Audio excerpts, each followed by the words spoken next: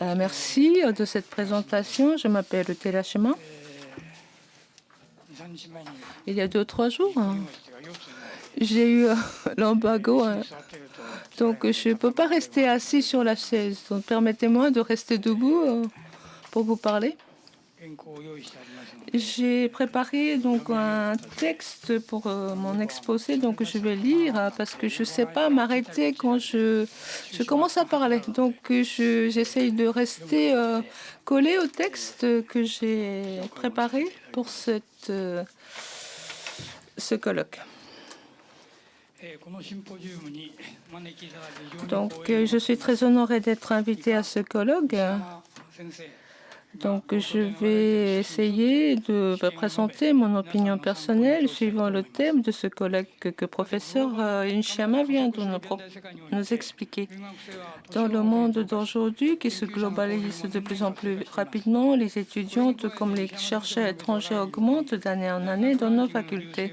De plus, la notation des universités accélère la marchandisation de l'enseignement supérieur. Ainsi, l'internationalisation des universités a intéressé non seulement les chercheurs, mais aussi les milieux politiques et financiers. L'enseignement est ainsi devenu l'objet et le moyen de la poursuite au profit.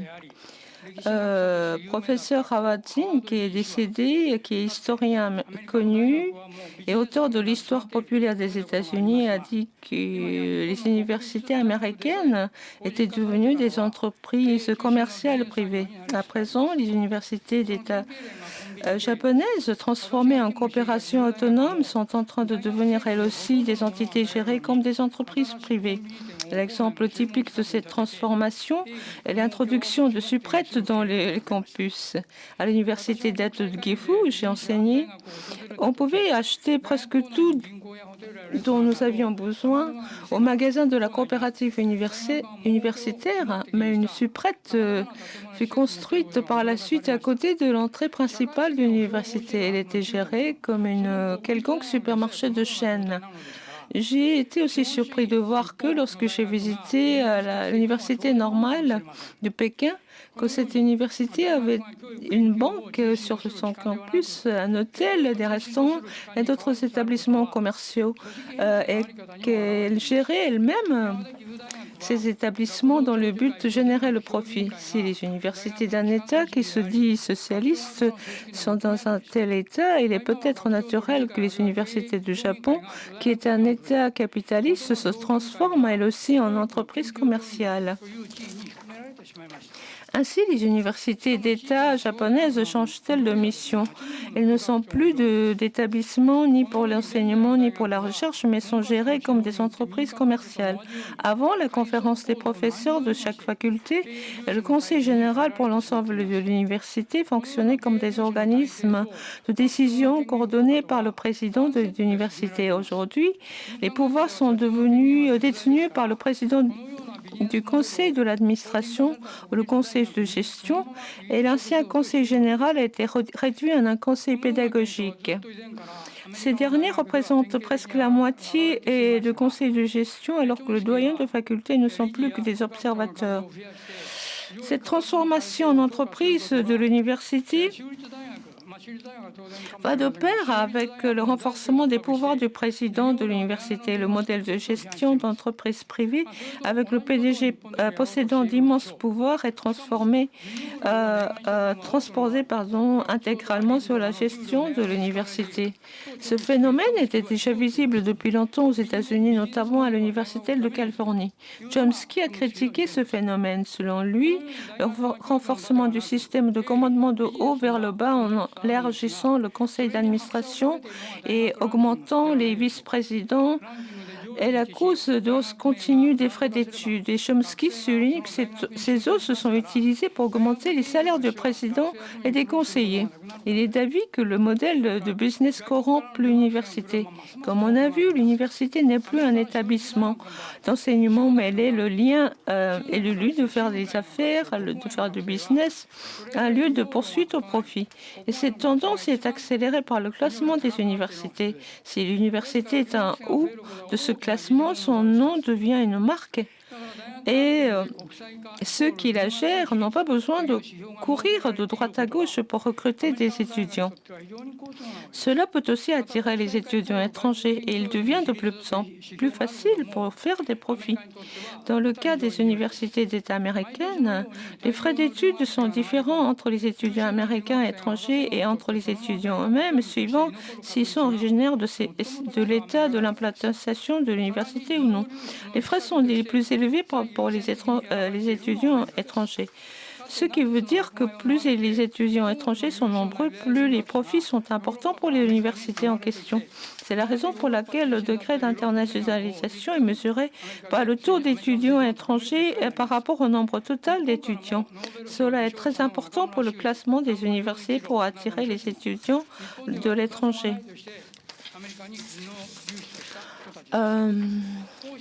En outre, les États-Unis est la destination préférée de cerveaux qui fuient leur pays d'origine. Dans le passé, dû aux persécutions nazies, de nombreux scientifiques juifs ont quitté l'Europe, le vieux continent, pour aller aux États-Unis, ce qui a fait avancer la recherche en physique théorique aux États-Unis. Les prix Nobel japonais en physique comme Shimomura, Nakamura et Nambe sont aussi de ces scientifiques qui ont fui vers les États-Unis, ne trouvant pas leur place dans les universités japonaises.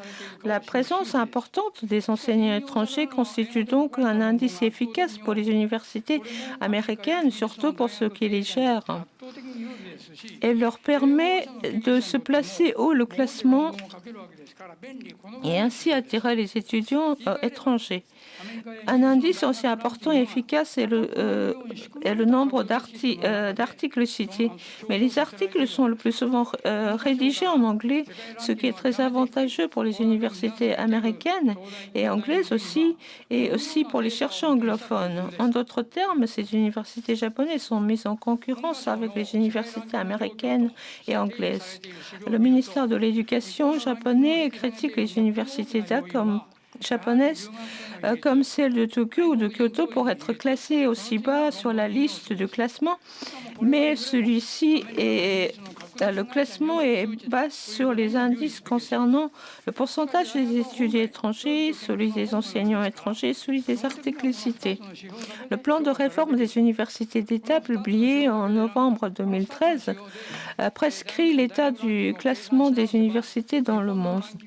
Selon ce document, les facteurs qui font baisser le rang des universités japonaises sur ce classement, sur la liste, sont justement ces indices concernant la présence des étudiants et des enseignants étrangers, ainsi que le nombre d'articles cités. C'est un élément de réflexion à tenir en compte. Et il faut aussi noter que ce sont des agences de notation anglo-saxonnes qui publient ces classements universitaires internationaux. Or, pour l'université dont la mission est l'enseignement et la recherche, il faudrait tenir compte de l'accomplissement de cette mission dans sa notation. Si on refait le classement suivant les deux indices, les universités japonaises se rangeraient au rang beaucoup plus élevé que leur rang actuel. Or, les chiffres réels sont souvent contradictoires. Il y a des universités où le niveau de la recherche est élevé, mais le nombre d'articles cités est très bas, ou vice-versa. Pourquoi ce phénomène contradictoire? J'ai compris pourquoi lorsque j'ai lu le livre intitulé « Le voyage vers la langue anglaise » écrit par un Français. L'auteur dit que les chercheurs s'entendent entre eux pour citer les articles des uns et des autres dans le seul but d'augmenter le nombre de citations. Cette année, le prix Nobel de physique a été attribué aux 3 chercheurs japonais. Les 2, Okazaki et Amano, ont obtenu le doctorat à l'université de Nagoya, et le troisième, professeur Nakamura, est originaire de l'université de Tokushima. Or, l'université de Nagoya est classée au 99e rang par l'organisme de notation américain. L'université de Tokushima, celle de M. Nakamura, est classée, n'est même pas notée par le même organisme. Selon l'organisation de notation anglais, THE, l'université de Nagoya n'est même pas classée parmi les 150 premiers. Le gouvernement et le MEX ne doivent pas être bouleversés par de tels classements. Ils ne devraient pas mettre les pressions inutiles sur les universités. Quoi qu'il en soit, le gouvernement et le MEX ont décidé d'octroyer des subventions considérables aux universités qui poursuivent résolument leur internationalisation. Et une grande partie de ces subventions d'État vont aux universités qui sont d'anciennes universités impériales ou de grandes universités privées. Les autres universités petites et moyennes ont du mal à trouver le financement pour la recherche. Elles risquent ainsi de dépasser à côté des trésors enfouis, et comme le monsieur Nakamura et d'autres.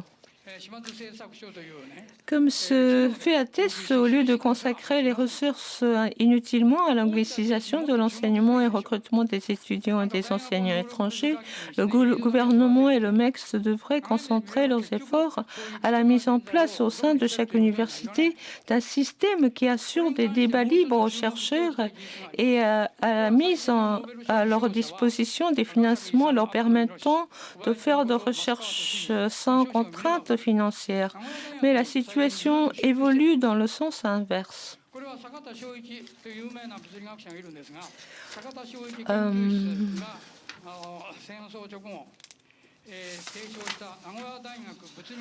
Pourquoi il y a autant de prix Nobel qui ont fait leur doctorat à l'université de Nagoya? Parce qu'il y avait un esprit très libre du temps du professeur Sakata. Et c'est grâce à cette liberté d'expression, de discussion, de débat qui a permis à ces chercheurs d'approfondir et d'élargir leur champ de recherche. C'est Masukawa qui est un prix Nobel qui dit lui-même, Masukawa est un disciple de professeur Sakata. Ils ont travaillé ensemble. Il y a beaucoup d'articles qu'ils ont écrits ensemble. Donc, le gouvernement ne doit pas dépenser des énergies inutiles. Il faut plutôt mettre en place des dispositifs qui permettent aux chercheurs de discuter librement, de faire des recherches librement. Mais la situation actuelle est bien l'opposé de ce qu'il faut.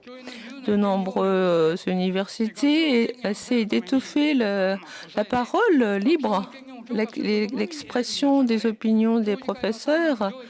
Le conseil des professeurs est devenu est réduit en un organe consultatif. Et donc, il n'y aurait pas de recherche dans ce contexte, des recherches créatives.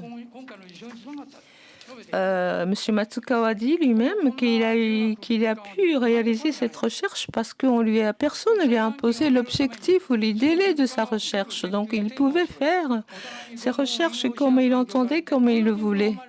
Alors, si les pressions imposent les délais, les thèmes de recherche, il y a eu des falsifications des thèses de doctorat, etc. Et en Europe, en vertu de la déclaration de Bologne de 1999, l'espace de l'enseignement supérieur et de la recherche a été créé pour favoriser l'internationalisation des universités. Avec l'intégration économique et politique de l'Europe, les pays membres étaient appelés à modifier leur système éducatif pour le conformer à des normes européennes intégrées. Mais les universités japonaises sont dans une situation très différente. Elles n'ont pas besoin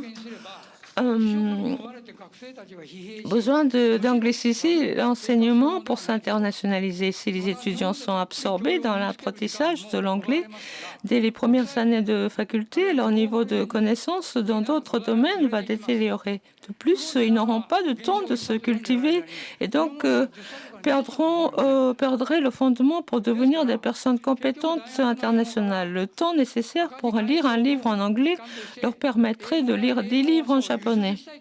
Si elles le font, elles tomberont dans le piège tendu par les États-Unis qui veulent exporter l'anglais et les anglophones, les chercheurs anglophones, les professeurs anglophones, car ils veulent à tout prix exporter les produits chers comme TOEIC, TOEFL, des enseignants américains pouvant enseigner des différentes matières en anglais. L'anglicisation de l'enseignement leur offre une opportunité inespérée.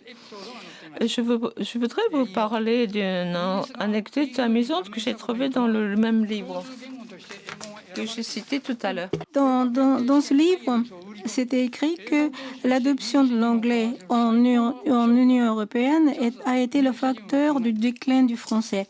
Et l'Angleterre aurait voulu vendre ses professeurs et vendre IELTS, mais ce sont des professeurs américains qui ont été vendus. Alors, dans le cas de l'Union européenne, les Américains ont commencé à être bien vendus.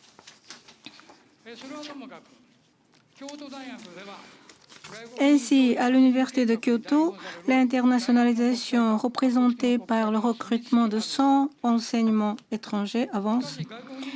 Peut-elle être développée par cette mesure, de même que d'offrir des cours qui se font en anglais, et ceci pour la moitié des cours du tronc commun. Le prix Nobel évoquait jusqu'à il y a quelques années seulement l'Université de Kyoto. Mais l'unification par l'anglais apporterait internationalisation, fait rejeter la mission originelle de l'université. Et aussi, cela me fait douter qu'il y aurait plus de lauréats de prix Nobel au sein de l'Université de Kyoto. Les lauréats de ces derniers temps sont d'anciens élèves de l'Université de Nagoya. M. Yamanaka travaille à l'Université de Kyoto, mais il a été à l'Université de Kobe et ensuite en maîtrise, en doctorat à l'Université municipale de Osaka. La compétence de recherche n'a rien à voir avec la compétence en anglais ni à l'internationalisation, parce que ces derniers sont les compétences langagières permettant de comprendre bien la nature et la société. Il est vain d'essayer de faire engager au concours de classement basé sur l'utilisation de l'anglais et de degrés d'internationalisation.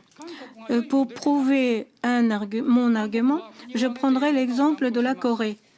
La Corée déploie tous les efforts pour l'anglicisation. Mais la Corée reste sans aucun prix Nobel. On voit même la tendance de dire qu'il y a des prix Nobel au Japon parce qu'on peut approfondir les réflexions dans sa langue maternelle. Les cours en doctorat se font au Japon, et ce qui est rare en Asie.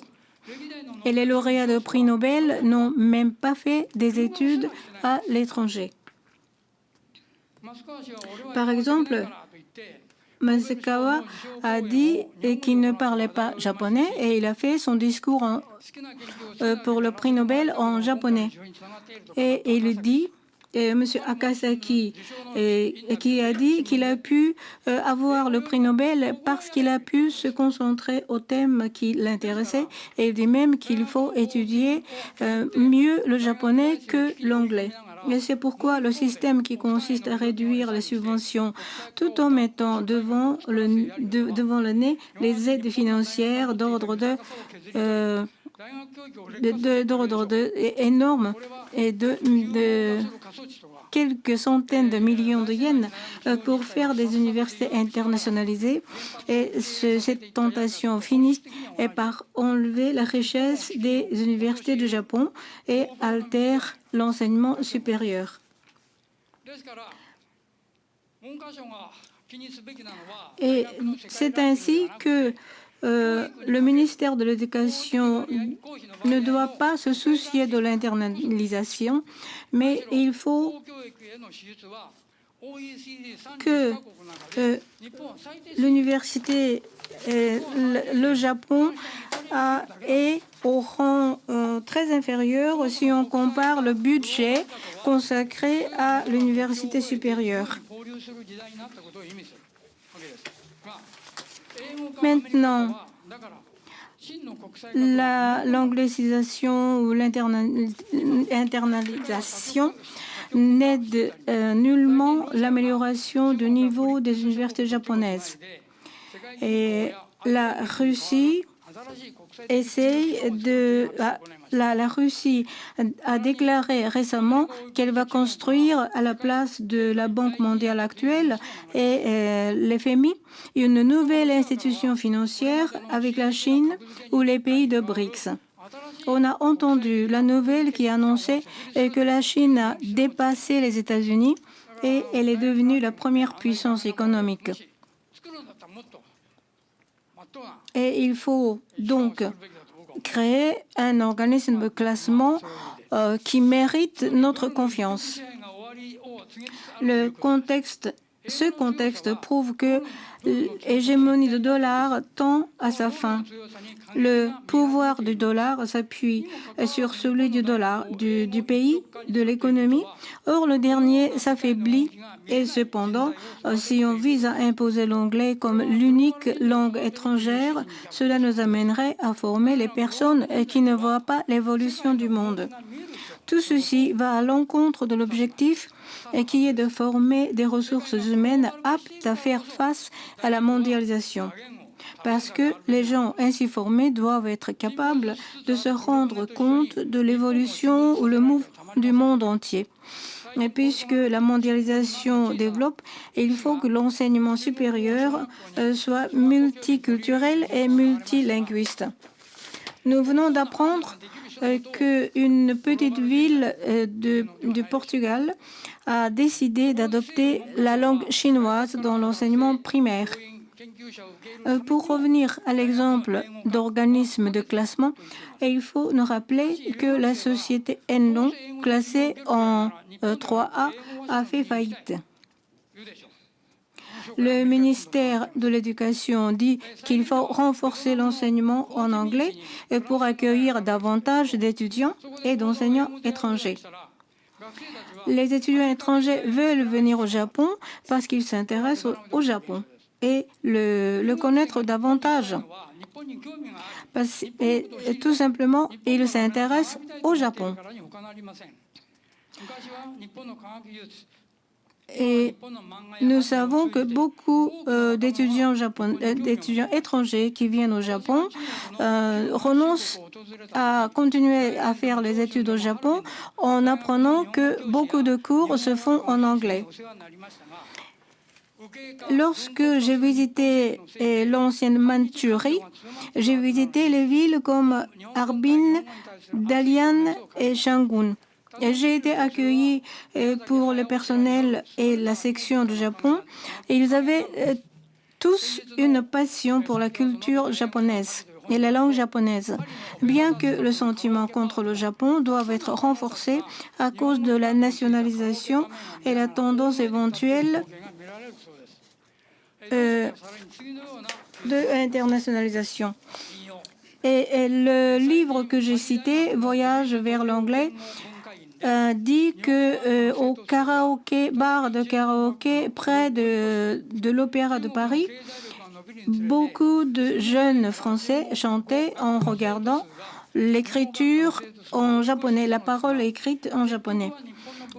Et je vais citer un passage. De plus, à l'INALCO, le nombre d'inscriptions en japonais a dépassé celui de chinois. La proportion était à l'inverse depuis quelques années et comme conséquence d'expansion économique de la Chine.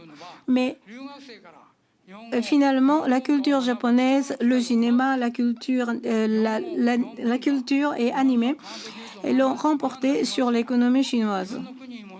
Malgré ses intérêts évidents pour la culture japonaise, l'offre d'une condition qui permet d'avoir le diplôme d'université japonaise seulement en étudiant en anglais ne fait qu'entraver les chances précieuses d'étudier la culture japonaise et la langue japonaise.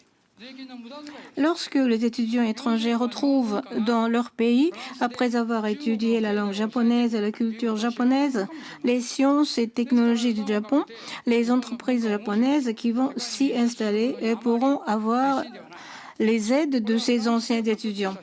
Le gouvernement japonais ne sait peut-être pas que le cinéma, la littérature et les dessins animés l'emportent sur les autres pays. Et c'est pourquoi il ne s'intéresse pas à protéger et exporter la culture japonaise en accordant un budget nécessaire. Le TOEFL a été développé pour que les étudiants étrangers aillent faire des études aux États-Unis. Et lorsqu'on parle la langue japonaise, il ne s'agit que l'anglais. On finit par douter que le gouvernement japonais ait dit avoir l'intention de contribuer au développement de la culture japonaise, de la langue japonaise dans le monde entier. L'internationalisation de l'université n'est qu'une raison de principe. Le gouvernement japonais s'inquiète en réalité de la diminution du nombre des étudiants japonais qui vont aux États-Unis. L'anglicisme est peut-être un prétexte pour empêcher la diminution de ce nombre. Malgré tout, la compétence en recherche ne se relève ni de compétences en anglais, ni de l'expérience, ni de séjour à l'étranger. Et si Shimomura, Nakamura, Nambu sont allés travailler aux États-Unis, les universités n'ont pas été capables d'accueillir de si grands talents.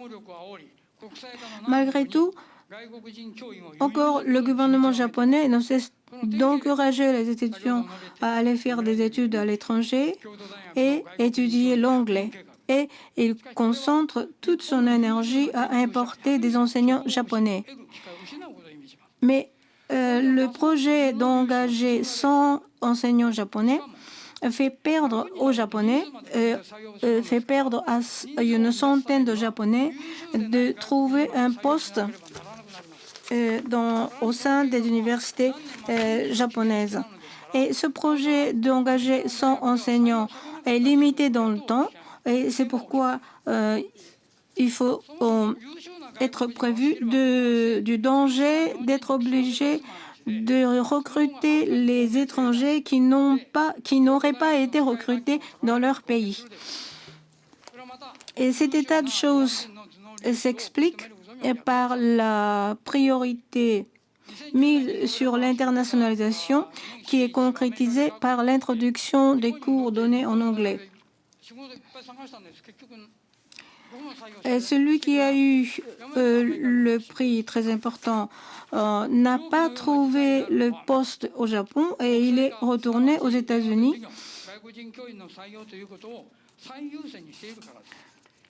La priorité est mise sur le recrutement des professeurs étrangers, mais il s'agit d'importer des professeurs étrangers.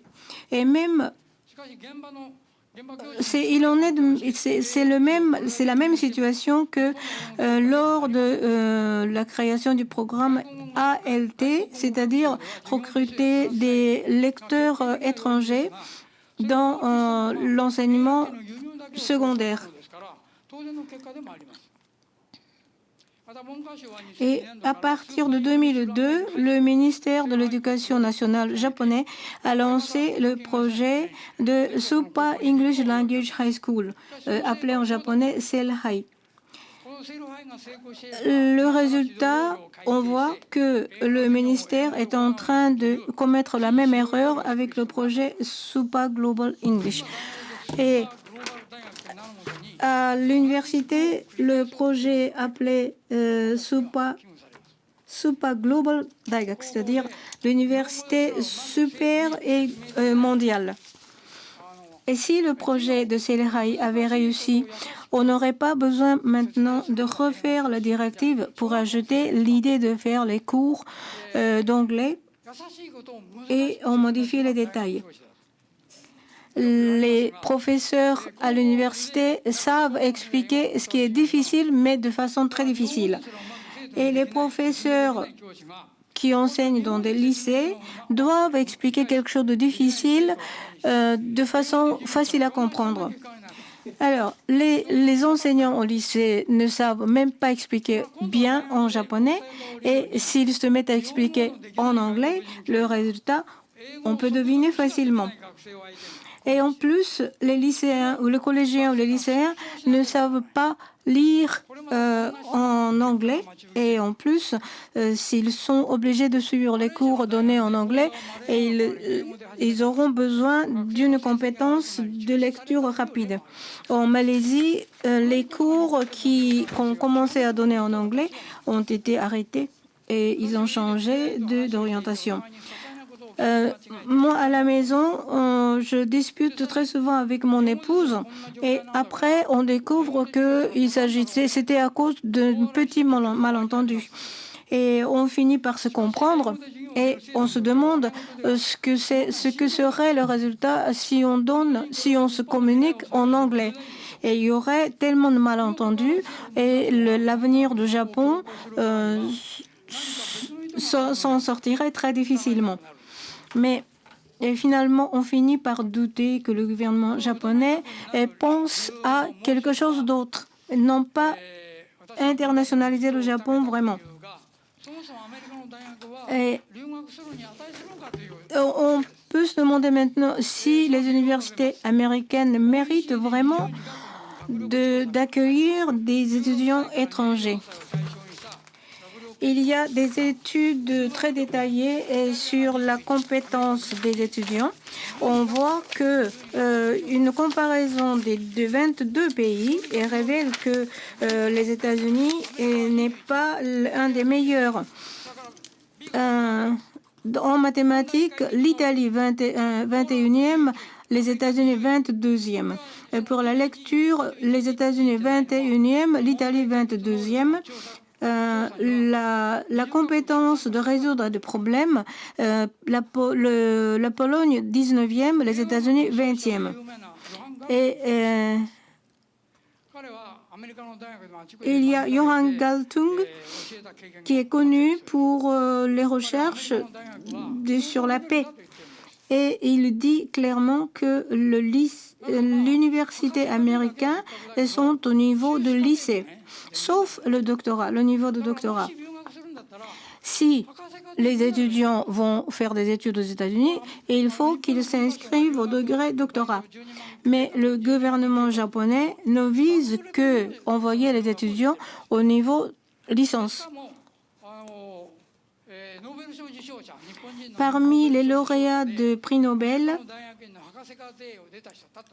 il n'y a que 3 diplômés de doctorat des universités américaines. Et les autres n'ont même pas le doctorat. Et ce n'est pas la peine d'aller faire des études aux États-Unis. Pour avoir des conditions suffisamment suffisantes pour former les futurs lauréats de prix Nobel, ce n'est pas la peine d'aller aux États-Unis. Et c'est pourquoi on doute qu'il y ait d'autres raisons pour que le gouvernement japonais encourage les étudiants à aller faire les études aux États-Unis. Et il faut dire encore que tous les jours, beaucoup de personnes sont tuées comme victimes d'armes à feu aux États-Unis.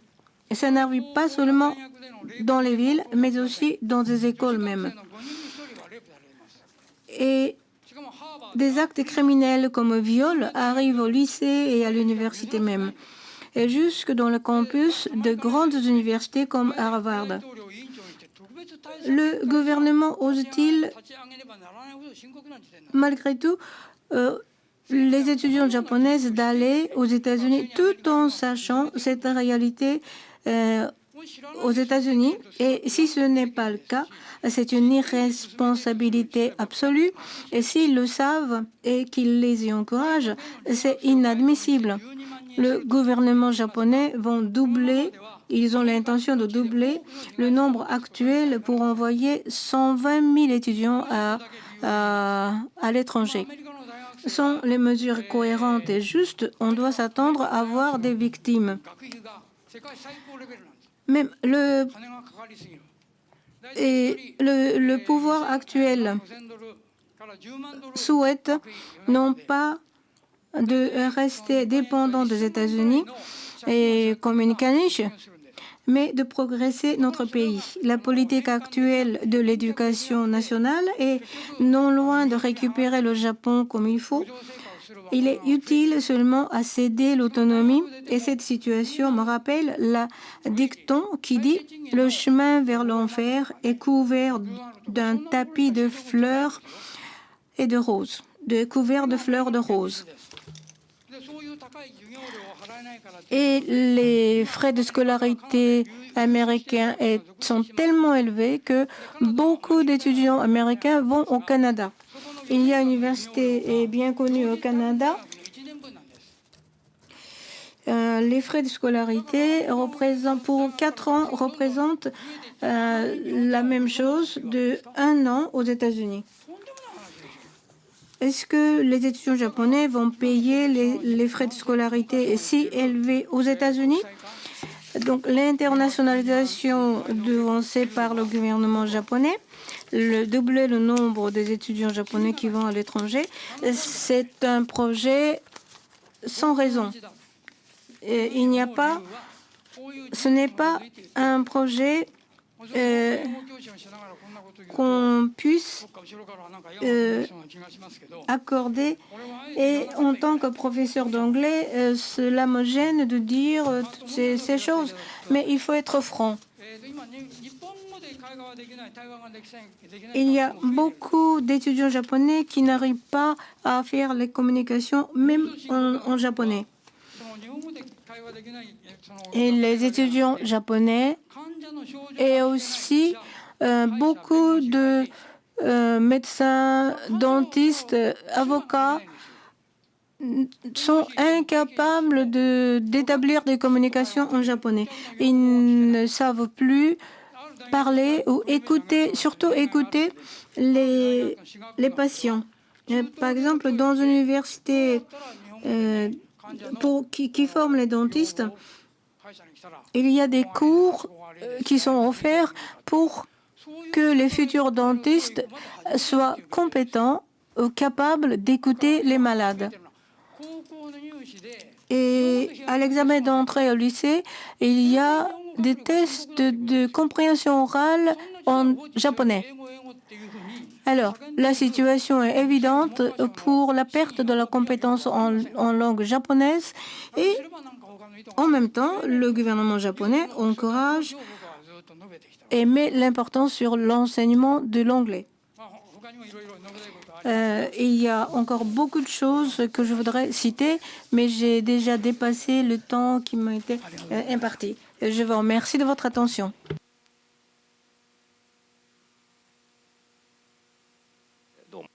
Merci, professeur Teleshima. Je pense que vous avez des questions à lui poser, mais je vais demander à professeur Beako de commenter ou poser des questions au professeur Teleshima. Monsieur le professeur, je vous remercie de cette très vigoureuse intervention et je vous remercie de m'avoir donné pour la première fois un argumentaire intégral et exhaustif sur la question de l'internationalisation. Et donc, je pense que ce document regorge d'arguments de toute nature, dont certains assez inattendus, sur les questions donc d'internationalisation et de ce qui est en fait une américanisation et une anglicisation. Ma question est simple, c'est que ces arguments semblent évidents. Ce que vous dites semble inattaquable. Et pourtant, dans les communautés universitaires, les collègues ne réagissent pas. Vous avez évoqué la gouvernance de l'université et une des raisons pour lesquelles ces mouvements décidés par les conseils d'administration peuvent se faire tiennent à l'absence de réaction des collègues de toute nature. Et je voudrais vous demander si vous pouvez expliquer pourquoi nos collègues ne sont pas plus nombreux aujourd'hui et pourquoi dans les conseils ils ne se mobilisent pas avec les raisons que vous présentez. Ce qui me semble être la raison la plus importante, y compris pour des collègues qui sont des scientifiques et qui devraient entendre des arguments scientifiques qui sont ceux que peuvent leur donner des spécialistes d'enseignement des langues que nous sommes. Je vous remercie.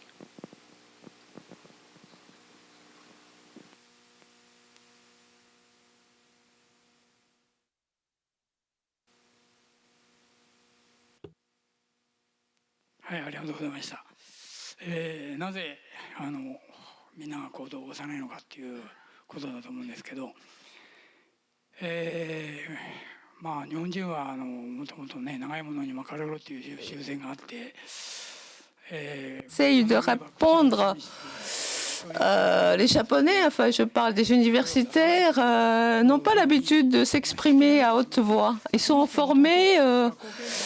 Chomsky a dit que l'enseignement c'était fait pour imposer l'obédience, la soumission. Donc on est habitué à être soumis. Mais étrangement, à l'école primaire, le vêtement est libre. Il n'y a pas d'uniforme. Et au collège et au lycée, il y a des uniformes. Et à l'université, le vêtement, enfin, il n'y a pas d'uniforme. Alors, je me suis demandé pourquoi. Bien sûr, pendant la puberté, on est plus libre, on veut être plus autonome. Et alors, pendant cette période, le ministère impose l'uniforme. Alors, je pense que c'est une tentative d'imposer quelque chose, de rendre les jeunes enfants les habitués à la soumission. Et plus récemment, je vous ai dit tout à l'heure, les entreprises privées, il n'y a pas de constitution ou de loi qui sont appliquées. Donc c'est le PDG qui impose. Et je pense que le même phénomène maintenant se produit au niveau universitaire. Il y a le président de l'université qui détient tous les pouvoirs, toutes les compétences. Et dans la société académique de l'anglais, c'est la même tendance qui observe. Donc on nous enseigne à débattre en anglais et on nous interdit de débattre en japonais, alors que on n'est pas habitué à discuter ou débattre des choses en japonais, en langue nationale, alors que dans les cours d'anglais, on nous demande de débattre en anglais. Donc, dès les plus jeunes âges, les Japonais ne sont pas habitués à débattre, discuter des problèmes en japonais, en leur langue maternelle. Peut-être ils peuvent le faire en anglais, mais donc.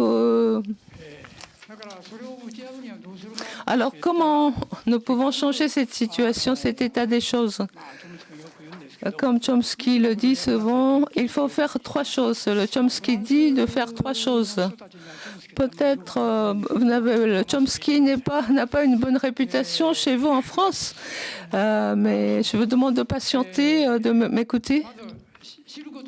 D'abord, il faut savoir Parce que connaître des différences. Il y a des gens dans le monde qui ont des opinions différentes que les siennes. Mais les Japonais pensent qu'ils se taisent parce qu'ils n'ont pas d'opinion. Mais il faut aller frapper sur d'autres portes pour trouver des gens qui ont des opinions différentes, qui les expriment à haute voix. Donc il faut qu'ils sachent ça, qu'il y a des gens qui ont des opinions différentes et qui les expriment à haute voix. Donc il faut savoir ça, il faut transmettre ça et il faut ensuite exprimer sous des formes différentes. Donc il faut faire trois actions pendant les années 60, pendant la période de la guerre de Vietnam. Aux États-Unis, il y a eu un mouvement anti-guerre. C'était entre les années 60-70. Et avant cela, Chomsky a parlé à Boston. Il y avait le Boston Comment. Et les orateurs on leur jetait des pierres à Boston quand ils montaient sur la tribune et exprimaient leurs opinions contre la guerre, quand ils se prononçaient contre la guerre de Vietnam. On les traitait comme les étudiants de droite. Il y avait des étudiants qui essayaient d'attaquer Chomsky quand qui s'est déclaré contre la guerre de Vietnam. Mais le mouvement anti-guerre s'est développé aux États-Unis avec Chomsky en tête, mais ce n'est pas vrai. Boston est considérée comme une ville la plus progressiste de toutes les villes. Mais donc la ville n'était pas aussi progressiste qu'on le pense. Donc il faut faire, je veux demander de faire trois choses, c'est-à-dire savoir, transmettre cette information, ce que vous avez appris, et troisièmement, il faut exprimer par des mails, par un récit, par une carte postale. Vous pouvez faire des gestes bien modestes, mais pour manifester ce que vous pensez. Moi, je me sens impuissant, donc ce que je fais, c'est de d'écrire des blogs à propos des choses que j'ai appris. Est-ce que j'ai bien répondu à votre question?